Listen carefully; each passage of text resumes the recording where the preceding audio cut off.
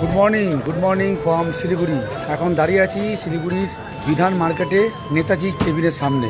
আর এই নেতাজি কেবিন 70 বছর পুরনো একটা দোকান। আমরা অনেকেই শিলিগুড়ি আসো, তো শিলিগুড়ি আসলে আমি বলবো এই জায়গায় একবার ট্রাই করতে পারো। সকালের ব্রেকফাস্টটা দারুণ লাগবে। একটা হেরিটেজ দোকান, সেই দোকানটা তোমাদের দেখাচ্ছি। তবে এখানে কিন্তু সেই এসি রেস্টুরেন্টের অ্যাকোমোডেশনে আশা করলে হবে না, এটা হেরিটেজ। এই যে নেতাজি কেবিন, এটা হচ্ছে বিধান মার্কেট।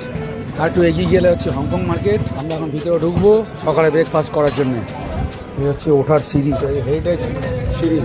এখন চলে এসছে বাটার টোস্ট, একদম এরকম কড়া কড়া বাটার টোস্ট। চলে এসছে ডিম সিদ্ধ, এটা হচ্ছে দেশি মুরগির ডিম। আর চলে এসছে স্পেশাল চা। ছোট্ট জায়গা হলে কী হবে, এখানে বসে খাওয়ার আনন্দই আলাদা। 70 বছরের পুরনো এই দোকান। ওর মতন বয়সে আমি এখানে এসেছি, এখানে বসে খেয়ে গেছি।